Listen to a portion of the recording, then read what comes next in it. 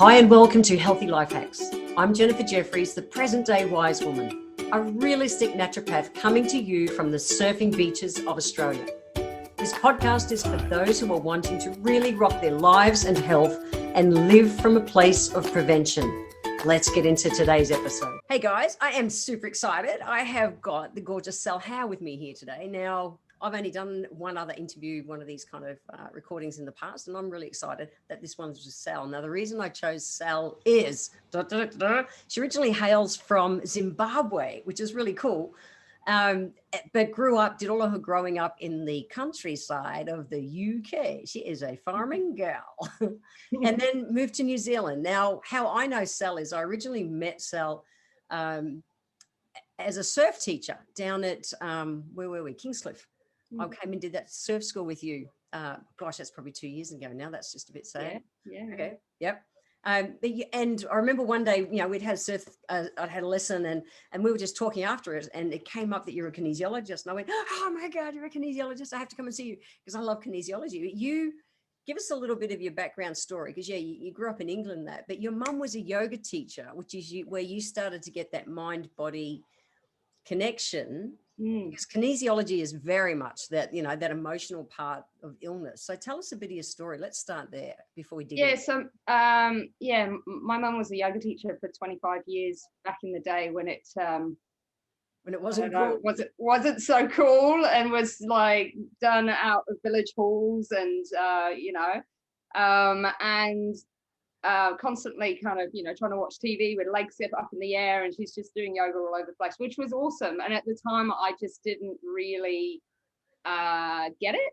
I went to one of her classes once, and I remember she lit the candles to the meditation at the end, and I was there supposed to be shutting my eyes, and I was peeking out going, what's going on? But at the same time I was also quite fascinated about what was going on as well. And she was also a nurse as well, so there was always medical type books around, and I was fascinated by the body from a really, really young age. And then also how the mind worked as well, and studied psychology at college after school, and then a little bit at uni as well. Yep. And it kind of all came together that it led me down a path of initially training to be a youth and community worker. And I worked in council-run youth centres in the UK for quite a few years after coming out of uni, and it was great. It really helped me find my feet. But I wanted to do more of the health thing. So when I went to New Zealand, I did a graduate diploma in public relations, as to attach onto my already existing honours degree.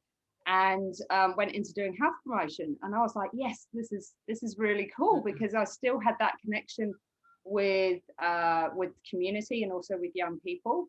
Yep. I really enjoy that motivation aspect of educating people and empowering them to make their own choices, but then helping them through their difficulties, because it's not necessarily a case of just give someone some information and then all of a sudden they'll do it. You've got to be able to coach them through.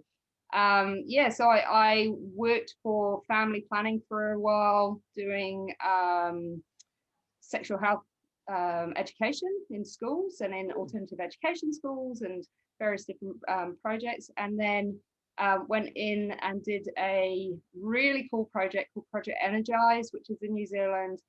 Started in Waikato, and we went into schools training the teachers about healthy eating and activity. So it wasn't sport, it wasn't competitive sport, it was teaching them about incidental activity, like fundamental skills, so that these kids could actually know how to be able to catch a ball or run, and then did lots of things around sugary drinks and foods and what's good and what's bad, and it was great. It was a really good project. But when I came over to Australia 9 years ago, there was a bit of a shift in politics, I think, and in the government, and the sector of health promotion wasn't really being supported anymore. And I went down the journey of having kids. So I've got bambinos, and now you teach kids and big kids like me how to surf. Yes. And then, but you're a pracky, so you're a kinesiologist. All right. How was that? Yes. What was that link that took you from doing all that kind of work with government and health and stuff. Yeah. Yes, make babies, but then coming out the other side, what made you want to study kinesiology? Because it's pretty full on to study. It is. You know, I went through a period of time where I was a little bit lost as to what to do as well, because I couldn't kind of find my niche in Australia of where to slot in. And my qualifications being from overseas are a little bit different and had to be adapted and stuff. So it was a bit of a combination between that and also having quite a serious car accident in the early 2000s and some health issues and whatnot, which I have PTSD for quite a long time, and I'm pretty sure that I don't react from it anymore. But that combination of everything and the interest in health led me down the path of kinesiology. And when I actually went up to Eleanor and had a treatment with a lady called Megan Stray, amazing lady, right, fantastic. And that one treatment just changed my whole perspective, because the thing that was affecting me is that it was affecting my surfing, because I kept on pulling off of waves. I was always living in the outer circle of what everybody else was doing and not what I was doing. Yep. And so, talking to her about studying and just experiencing that energy shift, which is so fundamental, led me down the path of studying up at NK Institute in Wollongbar with Hugo Tobar. And combining it with my other interests of doing breath work and doing surfing, and this is me, kind of a combination of all of it. And I think that it represents different parts of my personality as well. And it's the first time that I've ever felt that I'm able to do the things that truly interest me without somebody saying, no, you can't do that because it doesn't fit into our pigeonhole. So it's nice. Yeah, it's really good. Very cool. And exactly, your business name there, Flow State Mind Breath Motion, says it all. And that's it. We're a holistic being. And that's what I bang on all the time about, the fact that we can't just do physical stuff. Like you can eat your raw, vegan, organic, paleo, keto, I don't care how bloody healthy diet, and still have a really out of balance body. Or you can be butting your head trying to learn to surf, and there can be some childhood thing that's stopping you, or just something in life and stuff that's stopping you. And I've loved kinesiology. It was one of my main modalities in my work. And I went down the aromatic kinesiology kind of thread through Robbie Zeck 30 years ago, lifetime ago. But that's how we really connected. We connected with surfing, but we really connected with that. And you are part of my regular preventative treatment protocol nowadays, which I love. It totally works for me. So tell me, what do you think is the, if there's an exceptional thing that makes kinesiology different out there from a treatment perspective? Yeah, I think the power and the beauty of kinesiology is that it's not relying on what somebody thinks they have to say, because it's not about the initial talk therapy. I mean, the thing that still fascinates me every time that I do a treatment is that somebody may walk in that I've never met before, and I'm reading their body and using the muscle feedback, so that the biofeedback from doing muscle testing, to find out which direction the balance is going to go.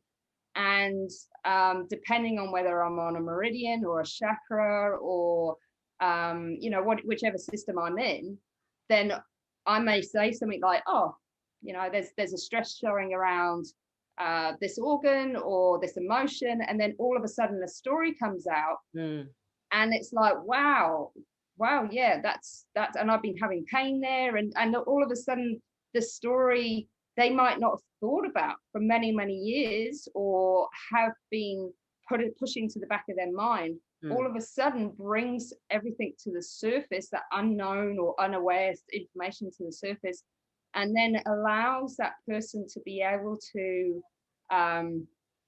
connect the dots of current behaviors and why those current behaviors are coming out, and the behaviors may not even be related to that initial situation that might have happened, but it kind of morphs into another being. And when that understanding comes to the person, it's so incredibly powerful, because us as beings, if we suppress those emotions, we might not think about it on a daily basis, but it comes out in other ways. Totally. And it's being able to break that down and get some understanding. And when there's awareness and when there's understanding, then there's power to have a choice to be able to do something about it. And that's what the beauty is of, I think, of kinesiology, is shifting those energies around. And there is a physical shift, but it's the empowerment of giving that person the information, and then they can choose to do something about it. And when they do choose to do something about it, and to have some major changes in their lifestyle or their social group or whatever it is, those changes last, because that blockage doesn't come back. Whereas if someone's like thinking, oh, well, I want you to fix me, and then they're back, I don't know, a month later, it's like, but this is still happening. And I ask them, well, have you done anything to be able to make any changes? And they're like, no. And I'm, there needs some more conversations and a bit more education around that, taking that responsibility to be able to implement the changes. So it's that's the thing. So as practitioners, we can open the door and we can facilitate, start the process, but then people want to lock that in, and that they need to lock that in. That's my thing. I love helping people get reboots physically and emotionally. But the biggest thing is, don't wait to get sick. So don't wait to do the tired and crap, you'll be looking down while you're surfing again, and all those kind of things. It's it's not just physical ailments, guys. This is emotional stuff. Like, I had a balance with you a little while ago, because I had the shittest winter surfing, because I found myself just looking down all the time. If you look down, you fall down. And I went, I surfed way better last winter. What is it? But then when we did the balance, like, my mum's been really crook, and I've literally been just dealing with life day to day to day. And I had nothing else in front of me. And it made sense when you did a balance and clear one thing, then you can clear others. Now, I still have a long way to go with my surfing, but it was noticeable, straight away, which, I love everything. Because about that. You got that awareness, and that's the thing, is that we are really good at lying to ourselves. Oh shit, and justifying everything. Justifying everything, oh, I need this glass of wine because I had a hard day, or I didn't want to cook tonight, I went and got takeaway because I've been busy all week, or, and we're masters at it, because we need to be able to justify that that's okay. And, but then if we're doing that over and over and over again, then that's becoming a habit, and that becomes, a stress on our lives and our system. And that's when things start to come unraveled. And it's having that, like I said, the awareness of the fact that it's been highlighted, that like, oh yeah, I do that. Okay, well that is leading to the situation happening, but I can change that. And that is just, in a nutshell, the most powerful thing ever. Is having the choice to change, and knowing that it's our choice. It's not somebody else telling us anything to do. The power lies with that person. So I love Hippocrates said, given the right place and time, the human body can fix anything. And I believe that to the core of my being. The challenge is that so many people will just look at the physical. I've got a sore back, or I've got a sore something. They'll go and get a massage, or, whatever kind of modality they play with, but they won't look at the emotion. And whether we like it or not, we're emotional beings. We have to go there. And kinesiology is perfect for that. In my kind of layman's terms, when I've tried to explain it over the years to friends, I've said, we've got this, invisible electrical system that runs through our body. And every time we have a trauma, whether it's physical or emotional, it's like it blows a fuse. And so, we have we have a person who helps us. I can't even say facilitator. We have a cell who helps to reset those fuses. And that's why I go for you, whether it's just a checkup, or whether there is something going on to just bring me back into balance.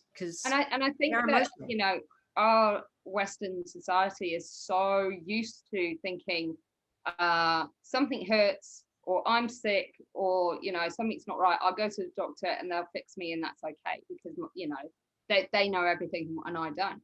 And it's and it's understandable. We have that. It's like our society's built up around it. So, but when you start thinking, well, actually, maybe if I change my lifestyle or a thought pattern, or that is so much more, one, sustainable, because you're not relying on someone else. Two, it's free, generally speaking, Totally.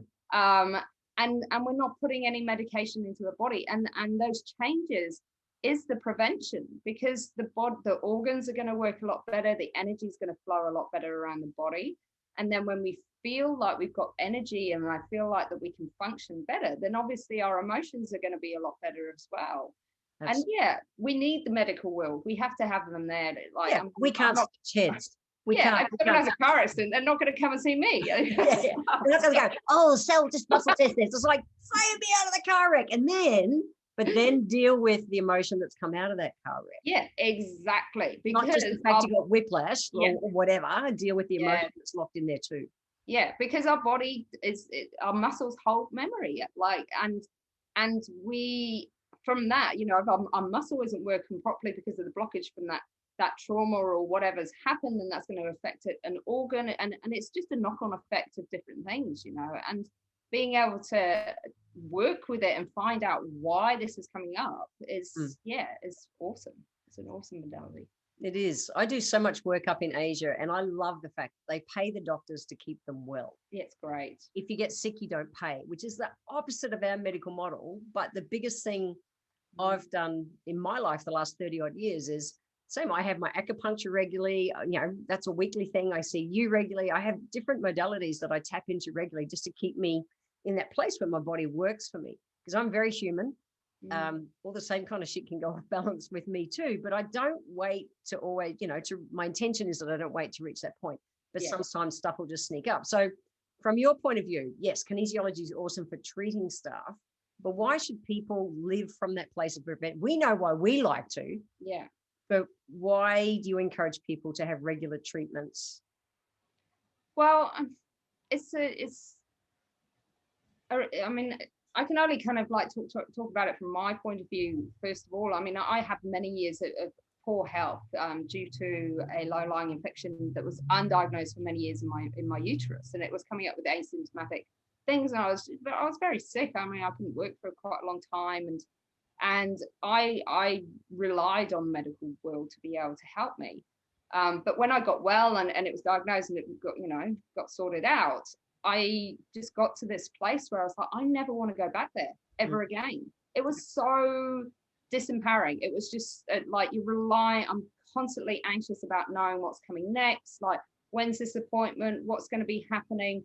And that in itself, the anxiety that it creates is counterintuitive to being able to heal, you know. So I sat with this afterwards, and I was like, well, hold on, the stress of this is worse than the actual like illness. So what about if I create a balance with this where I feel as though that I'm in the driving seat, and I'm not like advocating for people never to go to this doctor, because they have to, and like there's certain things that they've got their plate. Absolutely. But that place of prevention, it makes you feel like you know what's going on with your body. You become a lot more in tune with your body. Like you start thinking, oh, okay, well, I know that if I don't stretch, for example, then my knee's going to hurt, or I know that around the time of my period, then this back thing's going to be really, really sore, so maybe I won't surf for those couple of days, or maybe I'll go and do something else to be able to help that. So it's being able to read your own body and go, okay, well, I can't maintain that now. I need to be going to, either a kinesiologist or a massage therapist or an acupuncturist, because I need a little bit of an extra boost, because, I think it takes many years to get a lot of awareness from our body, and we're never gonna know anything. But starting point, checking in every day, scanning your body, just scanning, thinking about where you're breathing from, thinking of, am I mouth breathing, am I nose breathing, am I breathing into my belly? I mean, that's one of the basic fundamental things that we don't even talk about in society, and it has a huge impact on health. You helped me so much with breathing. I was surfing this morning, and I was consciously in through my nose and out through my nose. Like you've changed the way I breathe, which is really good, because I've been a mouth breather my whole life, and it's huge. So all right, so give someone. Can you give us quickly, just as a takeaway, if you don't mind, can you explain box breathing? Box breathing. Okay, so guys, this shit's really cool, and I use it. Yeah, so box breathing comes from from the military actually, and people that were in special forces, in combat, and they needed to run somewhere and then get focused really, really quickly, drop their heart rate and focus on whatever they're doing at the time. So so box breathing is very much like a box. So you breathe in for 5 seconds, hold for 5 seconds, out for 5 seconds, hold for 5 seconds. And it's very much breathing in through the nose and expanding that bottom part of your lungs, which is where all your parasympathetic receptors are. So that's why you feel nice and relaxed, because it turns on that rest and digest. It drops your heart rate very quickly because of the breath holds. And also drops your blood pressure and turns your thinking part of your brain back on, because when we're stressed, the thinking part of the brain just goes crazy. So so it's really, really good. If you get out the back surfing and you need to be out, you're on your board and there's no waves coming in, you need to be able to kind of calm down really quickly. It's quite a nice one to do there. Or if the kids are driving you crazy, or if you're at work and your boss is stressing you out, it really does. 2 or 3 minutes is enough to be able to get things started. It doesn't take that long whatsoever. So it's really powerful. I really like the box breath. So you've been using it in the surf? Yeah, because I'm still not the world's strongest paddler, and I get out the back and I'm absolutely rooted. And I consciously, so I use it while I'm paddling out now too. So before I would use it for recovery but now when I'm paddling, I'm consciously, not the whole time, but when I notice that I'm mouth breathing, I bring it in, and I'm so surprised how much it relaxes. And I just want to say on that, sorry to interrupt. Nose breathing whilst you're paddling is really, really hard because you get water up your nose. So any aquatic exercise is going to be really difficult doing breathing through your nose. So what you want to be doing is piercing your lips. Okay. And drawing that air in and out. But the thing is, it's not so you're not panting, because that's your not so good mouth breathing. It's very much having a control of that breath coming in and breath going out. And then when you're up on your board and you're away from the water, then you want to be doing that nasal breathing. And and even just after you do the box breathing, sitting there and breathing in and out through your nose still maintains that nice calm headspace and body. So it's really quite powerful. It is. And I've well and truly introduced that into everyday life for me as one of my ways to live from prevention. So thank you for that. I appreciate it to the max. So we've pretty much come to the end of our time. Please tell everybody where they can find you. What's the best way to find you and all, because you run super cool workshops. Not everything's surfing related either, guys. You want to follow what Sal does. Yeah, so jump onto my website, which is flowstatembm.com.au. Facebook and Instagram, you can find it as well, Flow State MBN or Flow State Mind Breath Motion. Get in touch. It would be really good to hear from you all. Yeah, and if you're in Southeast Queensland, I promise it's worth driving from Vegas or places like that to come and have a treatment with Sal. It really is. So gorgeous woman, thank you so much. I appreciate all that you are. And that's what life's about, just living from that place of prevention, not waiting to get sick. Oh, great. Awesome. Thank you so much for the chat. Really appreciate it. Thanks, Sal. Okay, see ya. So guys, I'm leaving you with one healthy life hack today. And that is from Sal, and that is to box breathe. Do it, guys, whether you're in the surf or just in your everyday life. I promise, bring it in as a habit. It will just change the way your body deals with stuff. What do you want to leave them with, Sal? Oh, do the box breathing. It's going to change your life for sure. It's like, simple. Just do it. It's awesome. Just do it. I love it. So in the words of Sal, just do it. And so, guys, if you want to grab the show notes where I will have all the links to all of Sal's stuff, go to www.healthylifehacks.com.au. I want to thank you for being here today. If you enjoyed my podcast, please let me know by leaving a review where you're listening in from. Every month, I draw one lucky person who leaves a review to have a free 1-hour consultation with me. If you would like to receive a free copy of my Feed Your Body ebook, simply click the link in the comments below and join my newsletter, and we will get that free ebook sent to you. I welcome your emails, and you can write to me at podcast@healthylifehacks.com.au. Until next time, remember, when it comes to life, live it, love it, and get on with it.